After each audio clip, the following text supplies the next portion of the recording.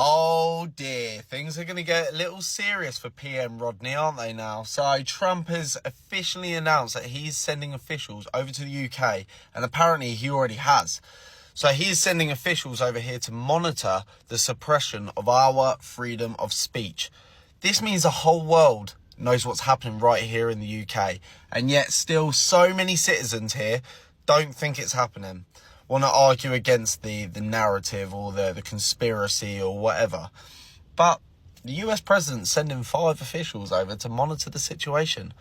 Are we going to win? I actually think we are. I think we're going to get our fucking country back, guys. I think we have enough foreign interference now. Because people know what's going on with the Lucy Connolly, Peter Lynch, rest in peace his soul. You know, political prisoners, Tommy, political prisoners who are doing big sentencing for, for social media posts and just having an opinion. And it's wrong. Freedom of speech has been lost in this country, and I don't even think we know what we really need to get back to. But the Americans are laughing at us. They actually do have freedom of speech. And Charlie Kirk came over here and debated on GB News the other day and said that the stuff these people are being locked up for here, you can say that freely in America. I don't know, man. What do you think? Do you think we need our freedom of speech back? I personally do. A developing story this afternoon, the Trump administration is saying that the Harvard University can no longer enroll international students. In addition to new ones, all current international students are going to be forced to find either a new university or leave the country. This comes after Harvard has not capitulated to the Trump administration's demands of reform surrounding DEI practices, inclusion, and their claims that the university is helping propagate anti-Semitic language. The administration has already frozen over $2 billion worth of federal grants to the university. This step is egregious, plain and simple.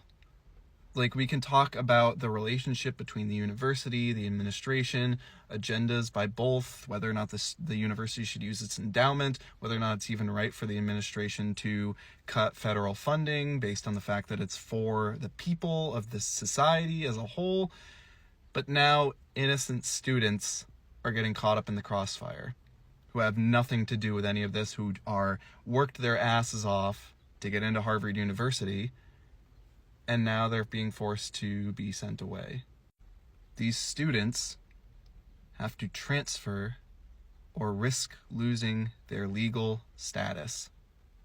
This is obscene. It's obscene.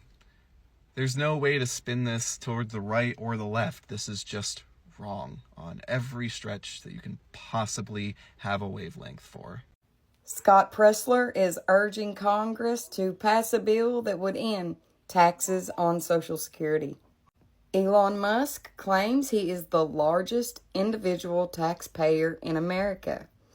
He says, quote, "I have paid over $10 billion in taxes," unquote.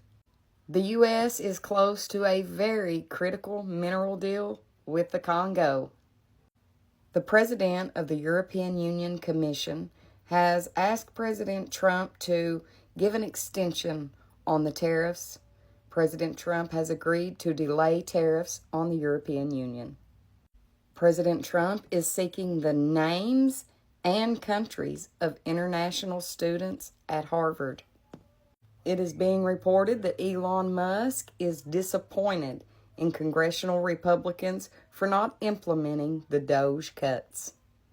The EPA is looking to remove the Biden-era carbon limits from coal and gas-fired power plants. I hope you're all having a wonderful Sunday night. God bless each and every one of you. Happy Memorial Day, guys. Thank you to all those who served and those who made the biggest sacrifice. Just announced the Trump administration is planning to end student practical training work permit after graduation. Remember what Trump promised to students. What I want to do and what I will do is you graduate from a college, I think you should get automatically as part of your diploma a green card. Now his new nominee for head of USCIS said the following: You, Senator. I think the way in which OPT has been handled over the past 4 years, with the help of certain decisions coming out of the D.C. Circuit Court, have been a real problem in terms of misapplication of the law. What I want to see would be essentially a regulatory and sub-regulatory program would allow us to remove the ability for employment authorizations for F1. So no more OPT after graduation. That's the plan. Students still want to come to the United States if they can't work? Comment and follow me for more.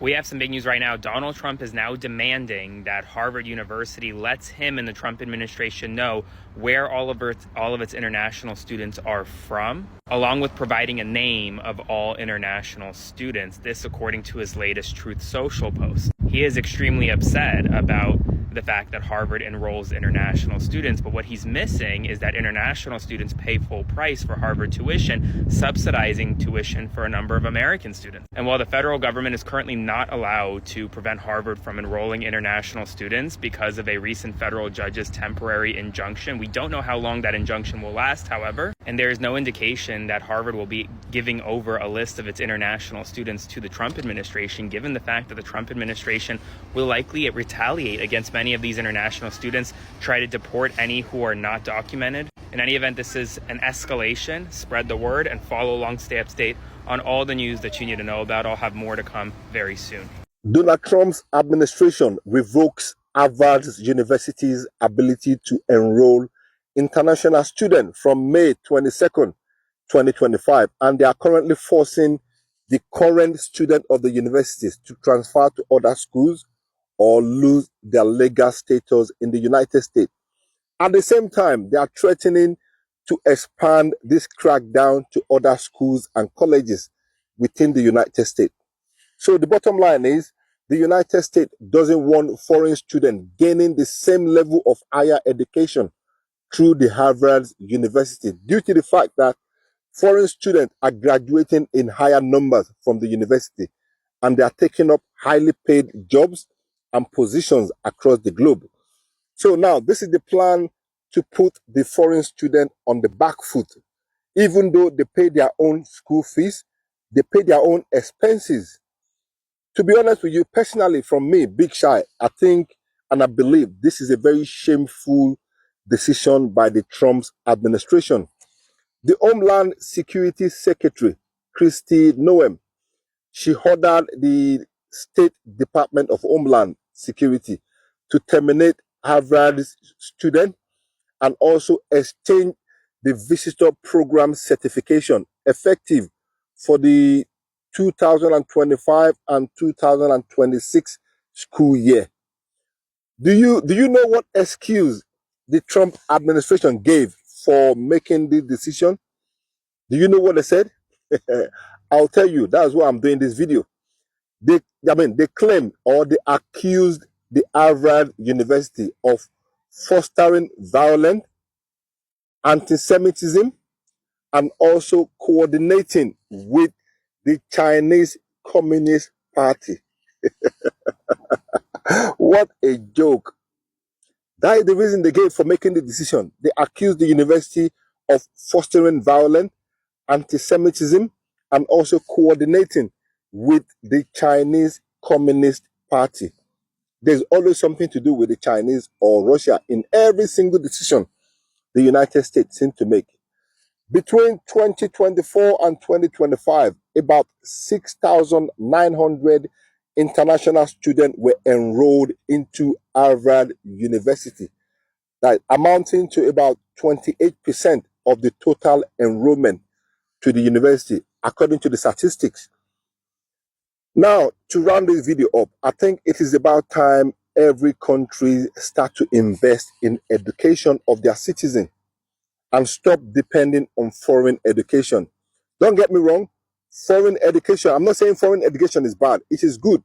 But at this point, we need to call a spade a spade. Why should we be going abroad to study in the first place? Think about it. If our own educational system was developed and well structured and well maintained by our own government, Why would anybody want to go abroad to study? Why would anybody want to go overseas to study? You think about it. Now, if you go to the African nations or to India or to Pakistan or to any other foreign country right now, the mentality of the student coming up from the primary level to the secondary school level, their mentality is to go abroad to finish their education, to study, because they could clearly see the system of education is messed up. It is about time the government of Africa, the government of India, the government of Asia, the government of, and in any other country that depend on foreign education, it is about time those countries start to invest in the education of their citizens. What do you think? And by the way, we are outside today, as you can see. I'm enjoying the weather, the best of the weather before the cold weather kicked in. What do you think? Let me know in the comment section.